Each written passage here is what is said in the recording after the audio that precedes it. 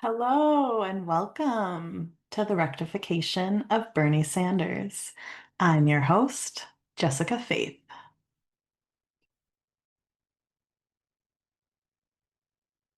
I'm an astrologer living in Joliet, Illinois, with my partner and our three cats. I've been an astrology enthusiast for about 8 years, but I started studying seriously in 2022. Learning astrology revamped my worldview and belief system, and now I'm in love with the passage of time and the interconnectedness of cycles and how seamlessly it all fits together. I aspire to be a world astrologer, but I felt like I had some gaps in my foundational knowledge, so I enrolled in Nitty Gritty with Sam Reynolds to fill in those gaps. This project arose while learning predictive astrology. I decided to test out my new arsenal of techniques to see if I could find the birth time of Bernie Sanders. For my project, I wanted to choose someone with a long life in the public eye, so there's a lot of material to pull from. Since I'm interested in politics, the decent options are pretty scarce. I noticed that Bernie's in a really striking period right now. Around age 84, everyone goes through their Uranus return, and his 84th birthday is September 8th of 2025. In 1941, Uranus stationed retrograde 3 days before Bernie's birth at 0 degrees Gemini. This year, Uranus stationed retrograde at 1 degree Gemini, just 3 days before his birthday, mirroring his natal configuration. That's really cool. Despite that initial inspiration, I will not use Uranus, Neptune, or Pluto for my analysis. I will stick to the 7 visible planets, the nodes, and lots. Before we look at his chart, let's talk about what we know about him and what that might mean astrologically.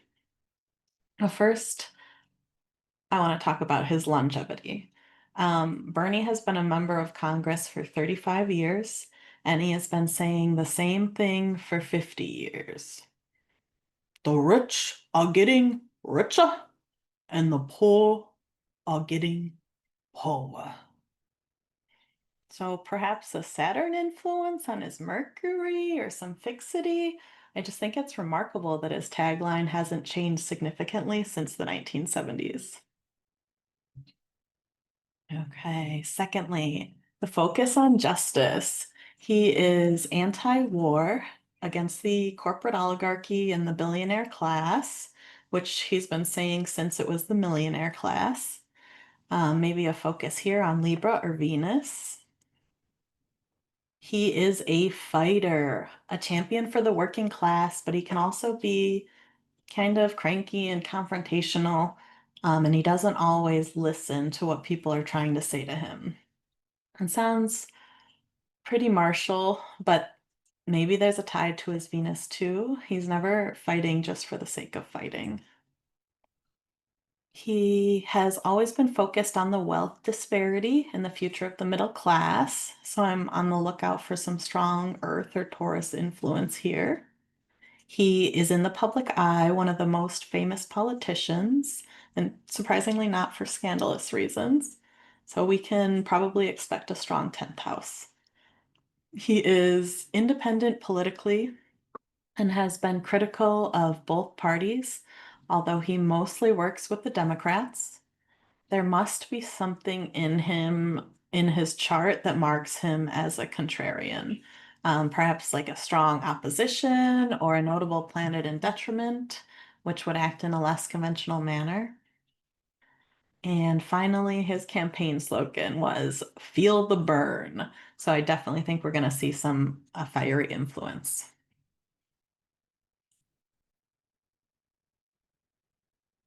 Here is the birth data we do know. Bernie Sanders was born on September 8th, 1941 in Brooklyn Heights, New York. Latitude 40 degrees 38 minutes north. Longitude 73 degrees 56 minutes west. For his birth location, there is a slight variation just a few minutes between Solar Fire and AstroSeek. So these are from AstroSeek because that's the tool I used for the granular fine tuning at the end of the rectification. We do have some unreliable birth times for him. Astro Databank reports an X-rated time of 12:27 p.m. This was acquired from Astro-Charts, allegedly from a staffer who worked with Bernie 35 years prior. That comes to a late Scorpio rising. Other astrologers have attempted to rectify the chart, coming to mid-Scorpio, late Scorpio, or early Cancer rising. I will proceed as if there is no known time. This is the noon chart for September 8th, 1941. That's why there are no angles marked. So try to ignore the house placements, even though they're tantalizing. I see why people like the Scorpio rising. Um, if the ascendant is in Scorpio, then Mars in Aries is ruling it from his place of joy. And conjoined to the moon could definitely describe someone very motivated by workers' rights and the issues of the common people. But wait, could it be that simple? Probably not. A few noteworthy things about this day. You might notice he was born 3 days after a full moon, which was also a lunar eclipse. Venus is in her own domicile and her own bounds. Mars is also in domicile and in his own bounds. They are both mutually applying in an opposition. Saturn and Mars are both moving very slowly. Mars retrograded just 2 days before, and Saturn will retrograde in 2 days. And there is a lack of water element, which is cold and moist. So I'm going to walk us through a few techniques and try to see what we find. Ready? Let's go. Our first consideration is sect. Sect is a system of accidental dignity determined by the sun's placement in the natal chart. Diurnal or day charts have the sun above the horizon, which is represented by the ascendant-descendant line. Nocturnal or night charts have the sun below the AC/DC. Depending on whether you have a day or night chart, certain planets are more empowered than others. In ancient astrology, Demetra George says, sect doctrines reflect the system of alliances and enmities, the determinations of friends and foes based upon these alliances, and the shifting balance of power as to which side holds the position of privilege and dominance. Sect determines which planets have the agency to manifest the most positive possibilities of their placement. If you have a day chart, your sect is Sun, Jupiter, and Saturn. If you have a night chart, your sect is Moon, Venus, and Mars. Mercury can go either way, but on Bernie's birthday, they were nocturnal. You still have the out-of-sect planets in your chart, and they, of course, affect your life, but they may not be as empowered as the planets in sect.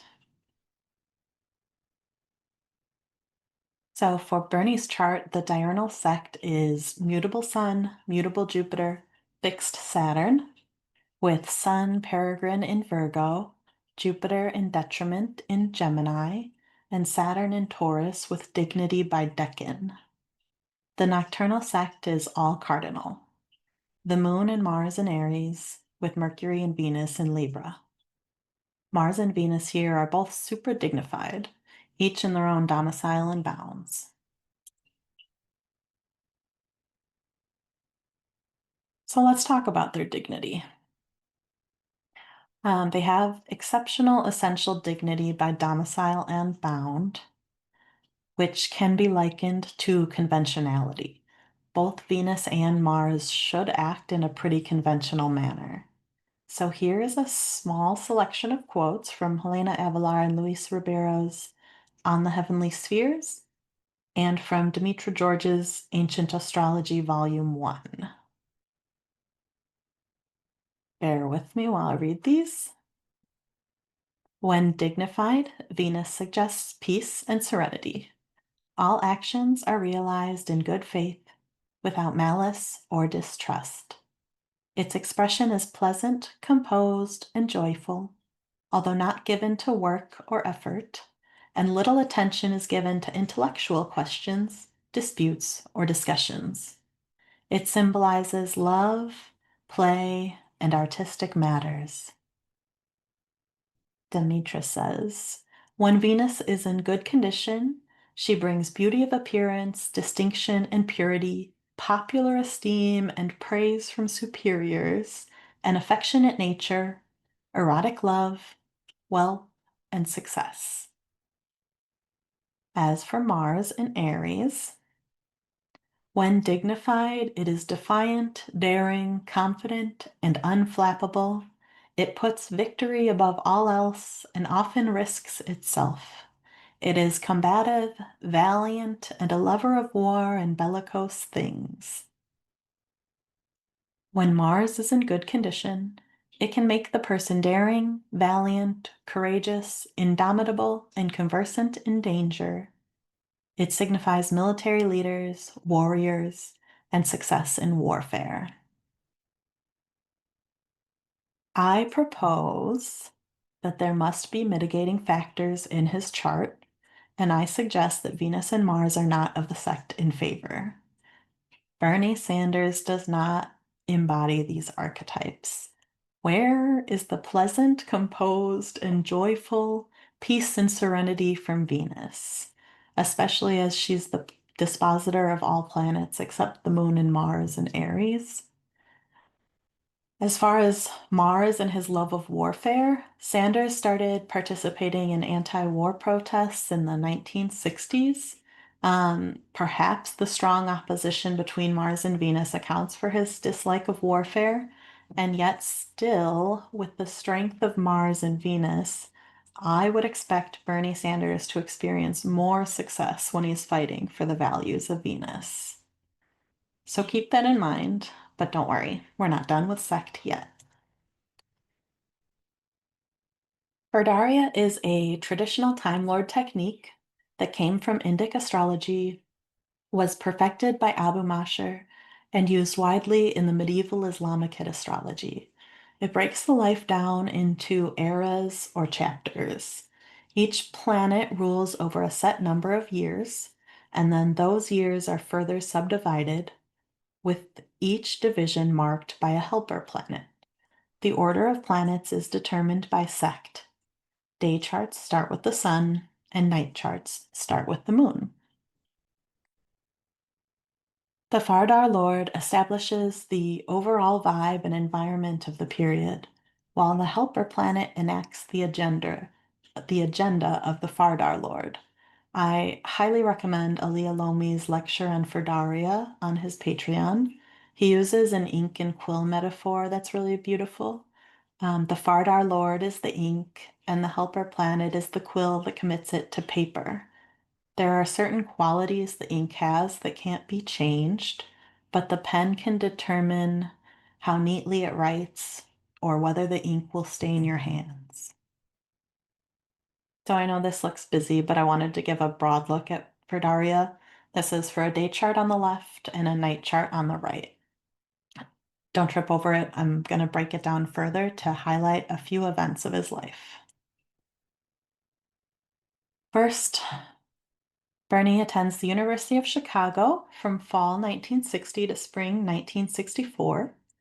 He calls this the period of major intellectual ferment in his life. He began developing his views, attended protests, and marched on Washington with Martin Luther King Jr. In a diurnal chart, college marks the beginning of his Mercury Fardar years, with some years having a Moon or Saturn helper. In a nocturnal chart, this sort of wraps up his Saturn years, and then it jumps to Jupiter and then Jupiter with Mars as a helper. I like how cohesive it is under the Mercury Fardar rather than sort of jumping from from Saturn to Jupiter, as the nocturnal chart suggests. Mercury is also where we look for intellect in the chart. So here, the diurnal period just makes a lot of sense. My next example is May 28th, 1988. Bernie marries Jane, his second wife. They are still married almost 40 years later. If Sanders has a day chart, this is a Saturn event enacted by Venus. If this is a night chart, then this is a sun occasion played out by Jupiter. Now, at first glance, you might be leaning towards nocturnal because surely this isn't a Saturn event. How malefic. But if we think in the context of his chart, he has Saturn in Taurus, Venus's sign, and Saturn is a long-term stable planet, and so is his marriage to Jane. This is a Saturn event being played out by Venus. That lends longevity instead of the mutable and mercurial nature of the Sun in Virgo and Jupiter in Gemini. Next up, the Senate election. In November 2006, Sanders was elected to the Senate with the term starting January of 07. So for a diurnal chart, this event is a Mars Vardar with Venus helper. For a nocturnal chart, this is a Mercury Vardar with Mars helper. So do we think this is Mars' agenda fought by Venus or Mercury's agenda enacted by Mars? This one is tricky with Mars adding to both and then Mercury and Venus both in Libra. But I think when we take a wider look at his life, it becomes clear that a new period of his life emerged that lines up better with Mars than with Mercury here. He entered the race for Senate during the beginning of his Mars period in April 05, building up to 2011 when he decides not to run for president against Obama. And then for the night chart, the Mercury Fardar includes the second half of his tenure in the House of Representatives and the first few years of his tenure in the Senate, with the whole of neither neatly packaged. Okay, this is going to be our last Verdaria example. In December of 2010, Bernie delivered an 8-hour, 34-minute filibuster speech. He was voting against a bill extending the Bush-era taxes that favored the wealthy and corporate interests. The bill did nevertheless pass. In a diurnal chart, this is a Mars and Aries fight fought by Jupiter and Gemini. For a nocturnal chart, it's a Mercury and Libra lesson being taught by Venus in Libra. I know you might be thinking it's a Mercury Fardar because it's a speech and Mercury does words. But let's not forget that Mercury rules Jupiter and Gemini too. Remember that the helper planet is the one putting the plan into action. We're using the helper's tools to accomplish the goals of the Fardar Lord. So do we think a long filibuster is a tool of Jupiter in Gemini or Venus in Libra? The diurnal chart describes this as something as like a culminating moment of the Mars Fardar, at the beginning of which he joined the race for Senate. The nocturnal chart also places it at the end of the Mercury Fardar, but the beginning in 1998 doesn't line up as neatly with his career. I conclude that this is a diurnal chart. His luminary of destiny is the Sun in Virgo, his benefic of sect, Jupiter in Gemini, and his malefic of sect is Saturn in Taurus.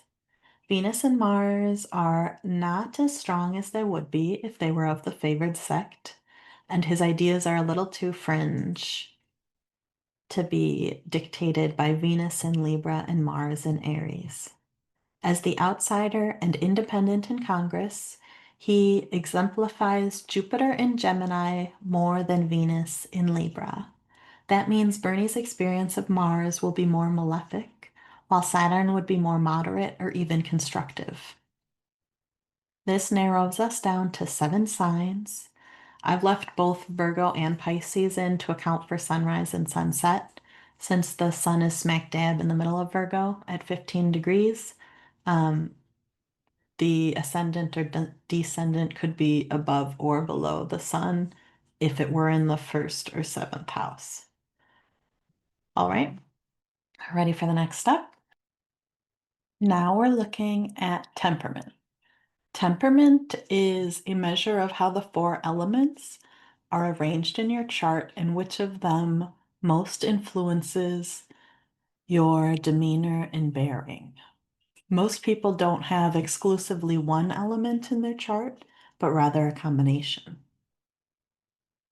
Choleric correlates to fire. These are take charge, idealistic, assertive individuals with inexhaustible will who move fast and don't like to get bogged down by details. Melancholic is earth. Melancholic folk are more reserved and slower to change, but they are persistent. They tend to be more studious and analytical, and on the practical or even pessimistic side. Phlegmatic is water. Phlegmatic temperament people are contemplative and considerate, adaptable, go with the flow type people. Sanguine is air. Sanguine people are friendly and social. They tend to be talkative and more cheerful, but less focused. Finding temperament does take just a little bit of math. There are different methods to judge temperament, but the general rule of thumb is to stay consistent in your methodology. I use Dorian Greenbaum's method from the book Temperament, Astrology's Forgotten Key. There are 10 total points allotted. Without knowing the ascendant, we have 5 choleric, which is fire, and 1 melancholic, earth. So no matter what, Bernie is at least 50% fire due to his moon in Aries, the moon's ruler Mars, the moon's fullness, and the fact that he was born during summer. That is a considerable concentration of one element, and it matches what we suspected about the abundance of fire.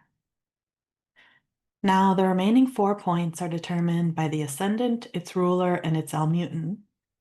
So I calculated temperament for each potential rising sign.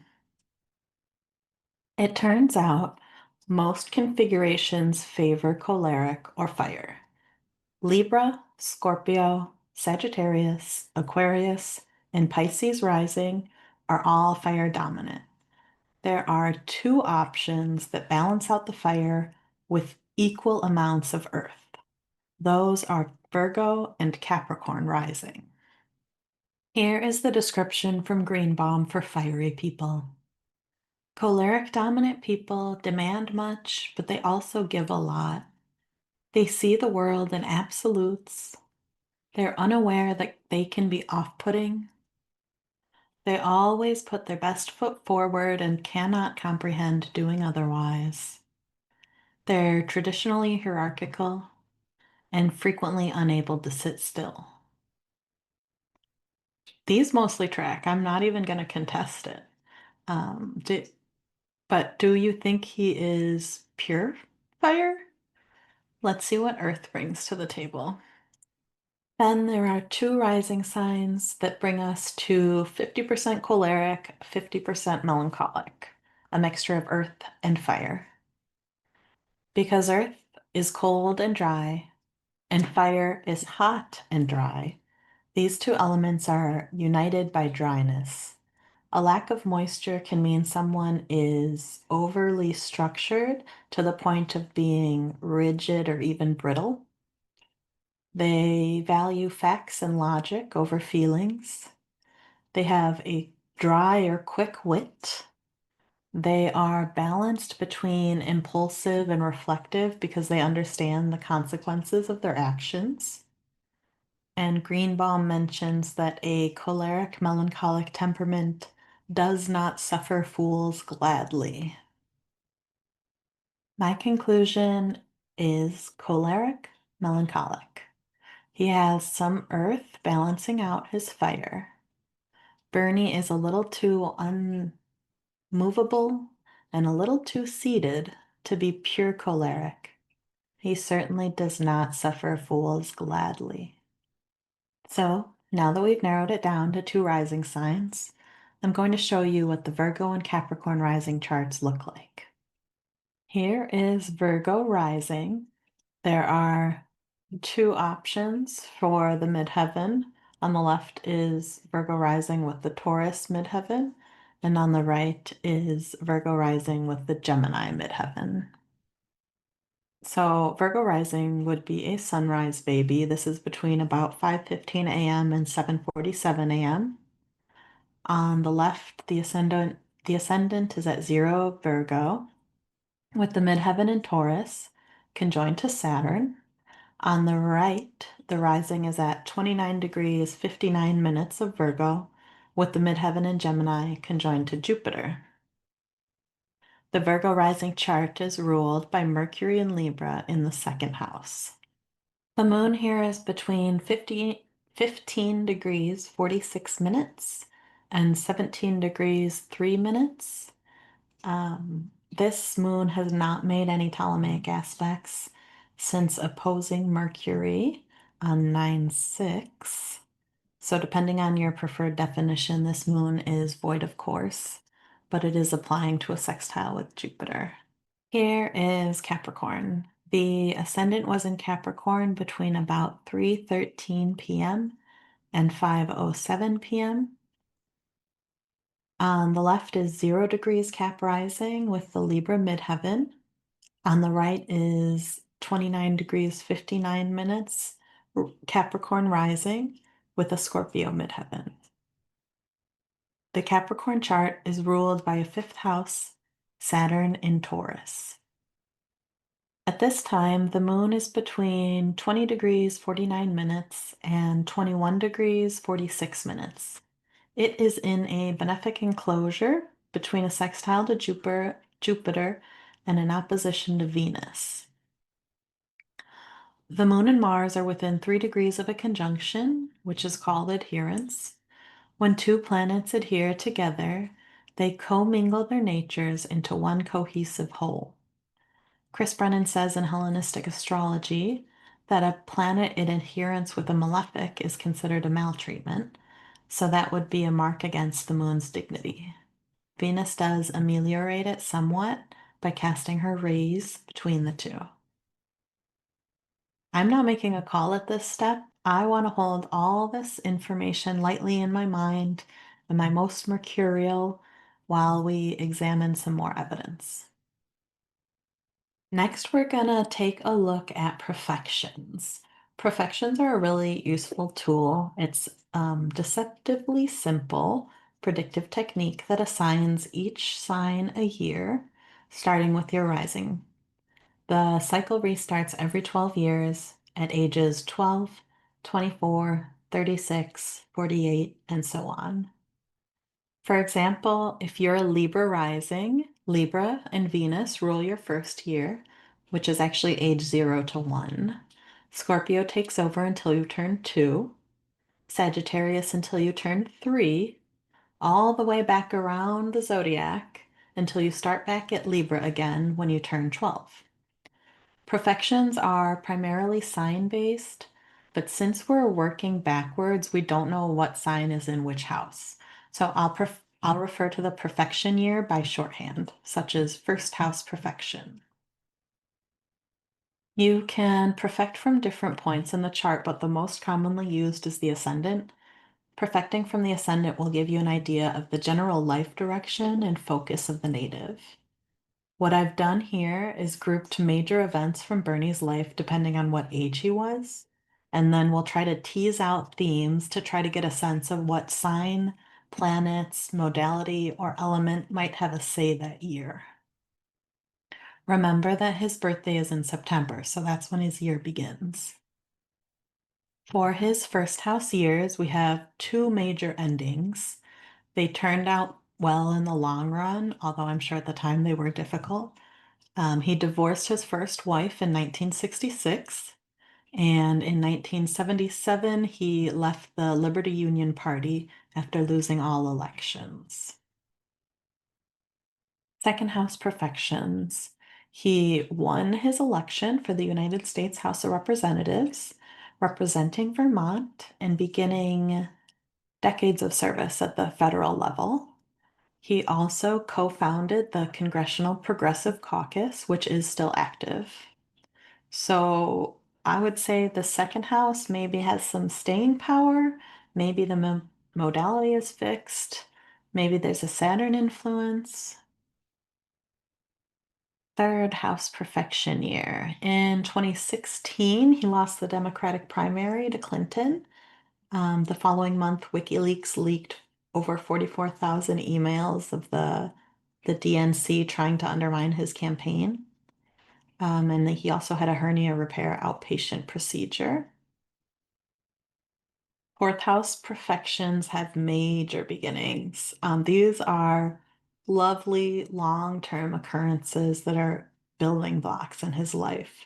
So he moves to the state that he eventually settles down in and becomes a federal representative of. His son's birth, meeting his future wife, winning his first election, and then eventually beginning his campaign for Senate. So maybe this house has a benefic influence, or maybe there's a strong cardinal influence because of the abundance of beginnings. Fifth house events are somewhat scarce. His successful race for Senate mostly took place during his fifth house year. Like a lot of people, he graduated high school and enrolled in college during his sixth house year. He was also elected as senator for Vermont at the end of 2006, which he has continued to the present. Seventh house perfections are a big year, and I would bet that there's some sort of malefic influence here. This includes his first year in college, but he transfers after his mom dies. He moved to Burlington after breaking up with his son's mom. He joined the Liberty Union Party and immediately loses a Senate election. He's with them for 6 years but never wins one. He was hospitalized for chest pains and eventually suspends his 2020 campaign, all in seventh house years. So these are times of major beginnings and endings. There might be a malefic tenant, or the ruler of the house could be maltreated. Eighth house perfections are another light year, at least in his public life. He started at the University of Chicago, where he was an activist, and he loses a governor's election with the Liberty Union Party. The noteworthy event that I found from his ninth house year, his dad dies when he's 20. During his 10th house year, he joins the March on Washington with Martin Luther King Jr. He is fined for resisting arrest while protesting against segregation of Chicago public schools. He loses a Senate election with the Liberty Union Party, and he delivers an 8-hour-long filibuster speech. I'm seeing an emphasis on justice here, so there's probably a Venus or Libra influence on this house. Of course, the filibuster feels like Mercury. 11th house perfections. He graduates college, marries his first wife, and they leave the States to travel around Europe, although they do divorce a year and a half later. He records a spoken word album, and he marries his second wife, his life partner. There are some big events in here. It seems like beginnings and trying things out, not always succeeding, but many good things have still come from this. Finally, his 12th house years. Here we find some change and loss, but maybe with hope for the future. So he spent time traveling through Europe with his first wife. Maybe that made him realize they weren't a good match or that he wants to focus on the United States. Losing the last race in the Liberty Union Party made him try a different party. He placed second place as an independent, which was a loss, but it still gave hope for future independence. Um, he was just elected for what is likely to be his last term. He mentioned in an interview that he knows it is. And I can imagine that will only make him fight harder, knowing that it's his last chance to change things. So he launched the national tour to fight oligarchy, trying to spread his message to as many folk as possible. So, what are some conclusions we can draw? The most active perfection years are 4th, 7th, 10th, 11th, and 12th. Notably, 3/4 of a modality is activated in the angular houses. The 4th house carries a lot of promising beginnings. The 7th house has some beginnings, but more endings and a lot of change. There seems to be a malefic influence on the 7th house, or its ruler may be maltreated. His least active perfections are 5th and 9th. The cardine houses, the angular houses, are especially active with mixed results. They carry many bright beginnings, but also significant endings. We'll remember that his strongest modality is cardinal, with a mixture of benefic and malefic planets. I lean towards cardinal signs on the angles at this point, but I think we should keep our minds open. We'll just continue to hold it all lightly while we investigate using a couple more techniques. Here's that noon chart again to refresh your memory. I want to talk shortly about eclipses. Eclipses happen when both the sun and moon align with the north and south nodes in either conjunction or opposition. When the sun and moon are opposite each other and each one is conjoined to a node, a lunar eclipse will occur. Thus, the Earth's mass will block the sun's light from reaching the moon, and it will temporarily go dark. You'll see that his sun is close to the north node there in Virgo, which means that when the moon opposed his sun-north node conjunction, an eclipse occurred. His natal moon is only one sign past the sun-moon opposition, which means it happened about 3 days ago. And indeed, if we look at the lunar phases table, we see that the full moon happened on the 5th at 12 degrees Pisces. That makes Bernie an eclipse baby. Bernie is actually from an eclipse family, and right now he's experiencing a nodal reversal. Bernie was born 3 days after a lunar eclipse in Pisces. His son was born 4 days after a solar eclipse in Pisces. Both parents were born in between eclipses. His mom was born after a lunar eclipse in Aries, and his dad was born after a solar eclipse in Virgo. Both parents died days after eclipses. His mom died after a lunar eclipse in Virgo, before a solar eclipse in Aries. And his dad died after a solar eclipse in Leo. There are a few other significant eclipse events from his lifetime. 3 of his elections were near eclipses, and in 2016, he was given an honorary name by representatives from Coast Salish nations, Dushudachup, meaning the one lighting the fires for change and unity. So the noteworthy eclipses in Bernie's life are mainly fourth and 10th house events. They have to do with family, country, and career. That might indicate that one of his luminaries is in the fourth or the 10th. Ali Alomi says in his lecture, Eclipses in Ancient and Medieval Astrology, if the eclipse is in the same sign as the lights, it may have a significant influence. Since his sun is in Virgo and his moon is in Aries, and most of these eclipses happened on the Pisces-Virgo axis or in Aries, it makes sense that his sun or moon is in the fourth or the 10th house. And that's why the eclipses are activating these fourth and 10th house events. So for a day chart, that could be Capricorn rising with moon in the fourth and sun in the ninth, or it would be Sagittarius rising with moon in the fifth and sun in the 10th. The chart would be nocturnal for the reverse. Gemini rising puts the sun in the fourth and the moon in the 11th. Cancer rising gives us sun in the third and the moon in the 10th. I think it's safe to keep those nocturnal rising signs crossed off.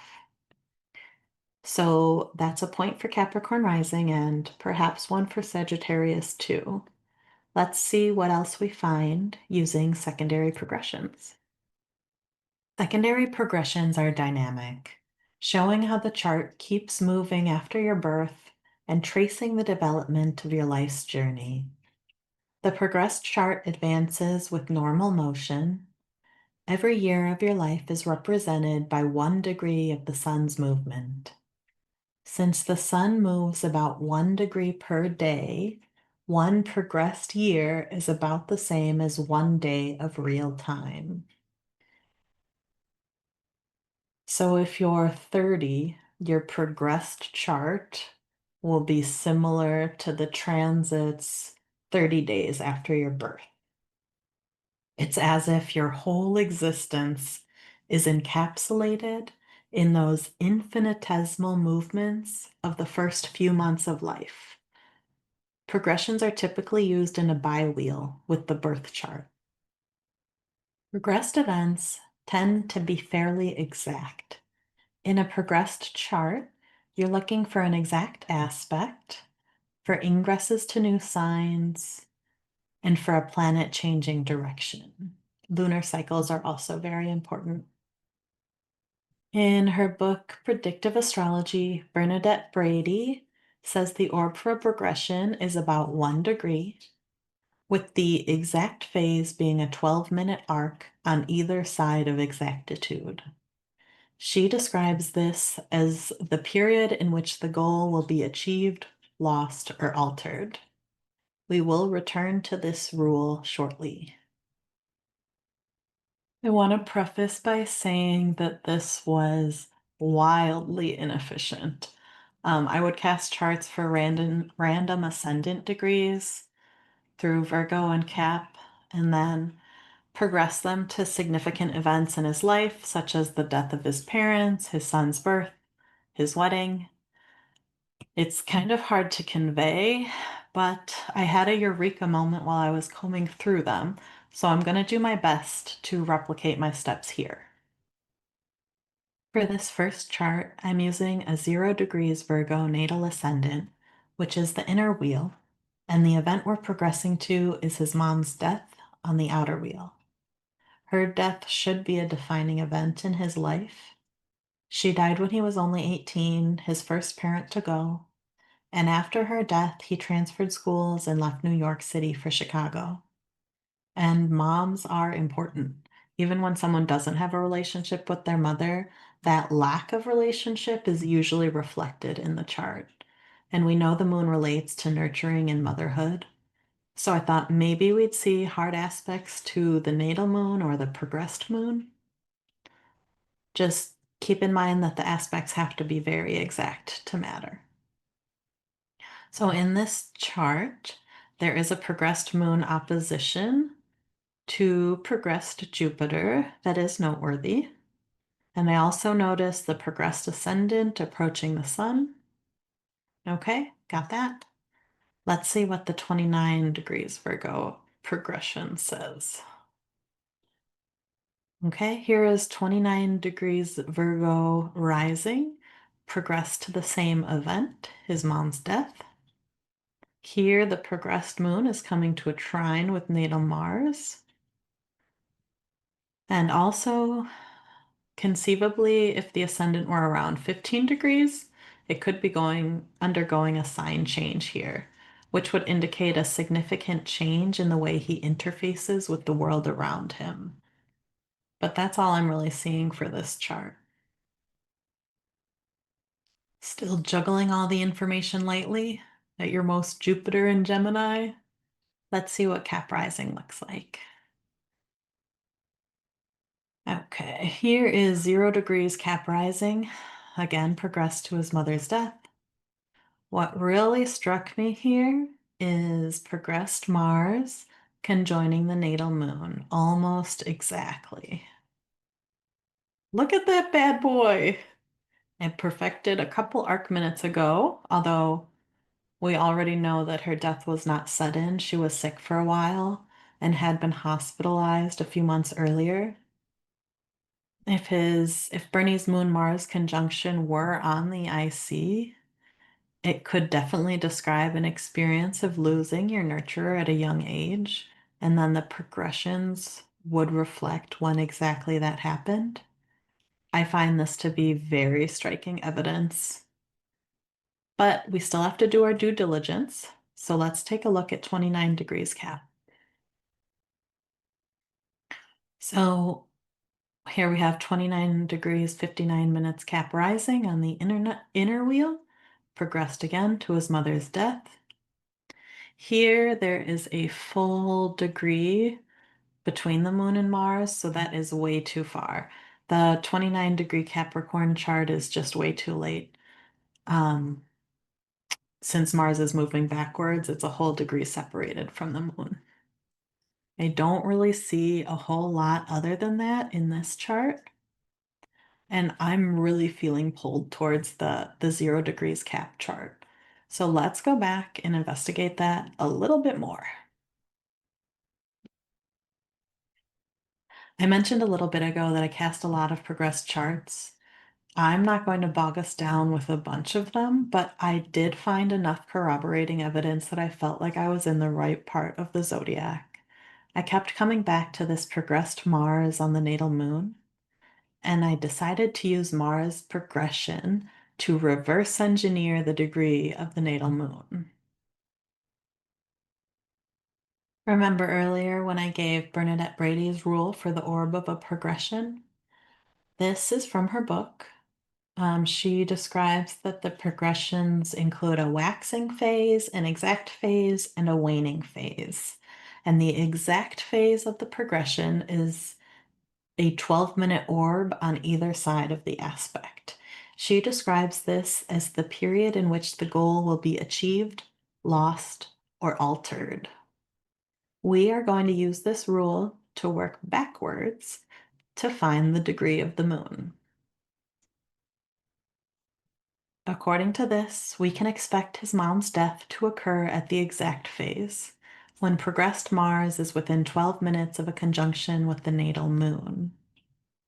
So if we can find out the absolute range that progressed Mars could be that day, we can establish a range of possibility for the natal moon, which means we need to do a little more math, but it won't be too bad. What I did was cast charts for the 12 a.m. and 11:59 p.m. birth times, and then progress them each to the day his mom died to see the absolute largest range that progressed Mars traversed that day. Okay? The first is the midnight chart. If Bernie were born as early as possible at 12 a.m. and his mom died right at 12 a.m., progressed Mars would be at 20 degrees of 56 minutes. Secondly, if he were born as late as possible at 11:59 p.m.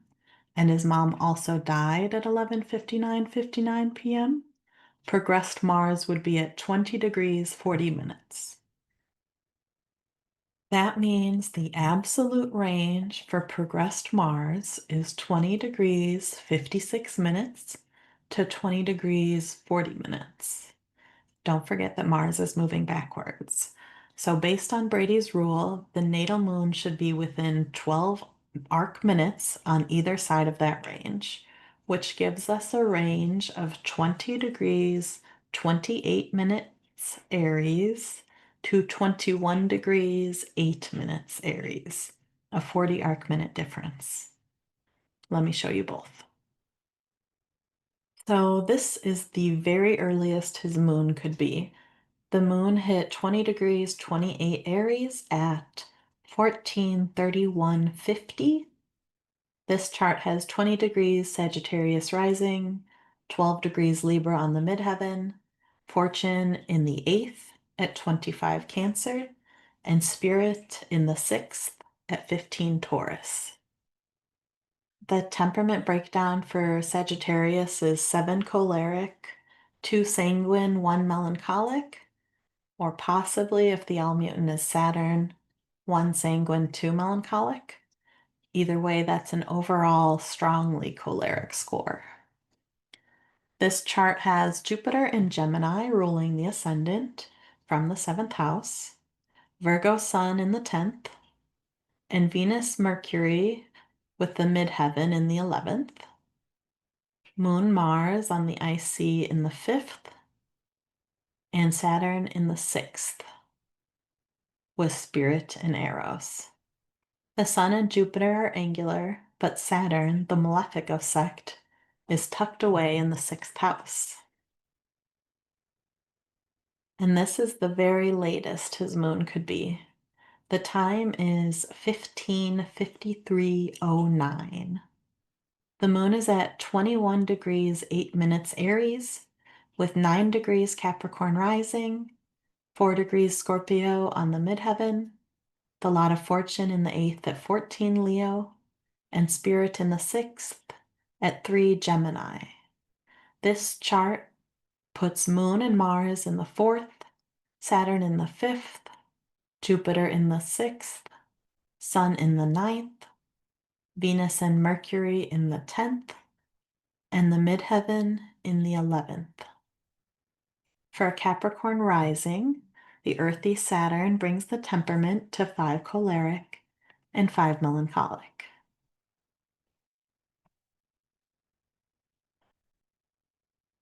I'm definitely ready to rule out Virgo rising using inferences made from perfections, eclipses, and progressions. But are we absolutely sure that we completely ruled out Sagittarius? Let's put them side by side and see what comes up. So on the left here, we have Sagittarius rising. This chart is ruled by Jupiter and Gemini in the 7th, which reminds me of the book he wrote titled Outsider in the House. On the other hand, Sag rising defangs Saturn, putting him in the 6th, where he isn't very effective. Because Saturn is the only fixed planet in the chart, it lends him this longevity and persistence that's otherwise missing, considering his very long career in government. And considering how he kept trying, even though he failed over and over again in his early years. In the chart on the right, Capricorn rising makes the ascendant ruler Saturn in Taurus in the 5th house. It puts that Mercury and Venus up in the 10th and the Moon Mars in the 4th. We also know that Capricorn rising folk they often have greater success later in life than in their youth. They're late bloomers. And this is certainly true for Bernie, who won his first election at 39 and married his life partner at 46.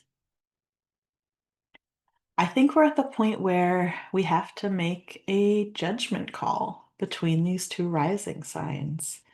Does Sagittarius or Capricorn fit better, given all that we've discussed so far? Taking into consideration perfections, eclipses, temperament, and accidental dignity, I'm ready to make the call. The ascendant is in Capricorn.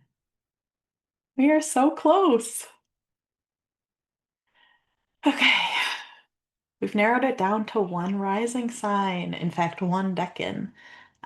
We have a range for the midheaven between 23 Libra and 4 Scorpio, the lot of fortune between 5 and 14 Leo, and the lot of spirit between 24 degrees Taurus and 4 degrees Gemini. You'll also notice I've added the lot of Eros here, also known as the lot of erotic love. That's the heart with the arrow through it next to Saturn. In both of these cases, Eros is in Taurus at 27 degrees. So Eros is definitively in Taurus. And I'm going to use zodiacal releasing to prove that spirit is too. Zodiacal releasing is another technique that divides the life into chapters. A full treatment of ZR is beyond the scope of this presentation, but I do recommend Chris Brennan's exhaustive zodiacal releasing course. ZR gives you sort of a bird's eye view of the whole life trajectory, and it identifies whether each period is a beginning, middle, or end based on the lot of fortune. So as you follow it through the life, you'll see a narrative arc emerge. Zodiacal releasing starts from the lots, and each lot is associated with a different topic of life. I'm going to focus on the lots of Spirit and Eros. You release from Spirit for career and Eros for romantic relationships. In his Zodiacal Releasing lecture, Brennan says that when someone has the lots of Spirit and Eros in the same sign, they might end up partnering with or working alongside their partner, and that is very true for Bernie and Jane. Before they were married, Jane worked in the office while he was mayor, and she has also served in his congressional office as chief of staff and press advisor. She is known for being one of the most politically active spouses in Congress, and Bernie describes her as one of his key advisors, including helping him write legislation. Even before he met his wife, his romantic life and career trajectory paralleled. After college, he spent time traveling through Europe before getting into the workforce. This was also the time of his first marriage. In fall of 1971, he had a dual romance career move. When his relationship with his son's mom ended, he moved to Burlington, where he joined the Liberty Union Party, his first foray into politics. In 1981, Bernie and Jane met days before his first electoral victory for mayor of Burlington. He won the election on March 3rd and first asked her to dance afterwards at the victory party. Bernie and Jane married in 1988. You can see in the second column that the highlighted section is marked LB. That stands for loosing of the bond, which is a turning point in a person's story. So during the level 2 loosing of the bond, they got married after 7 years of dating, and Bernie simultaneously decided that he wasn't going to run for re-election again. They also honeymooned in Soviet Yaroslavl, a sister city of Burlington, on an official state visit. And I noticed at the loosing of the bonds foreshadowing period in 1977, Bernie left the Liberty Union Party. Without that auspicious ending, would he have found his career and his wife? Bernie's life seems to unfold as if Eros and Spirit walk hand in hand. Since Eros is in Taurus, I conclude that Spirit is also in Taurus.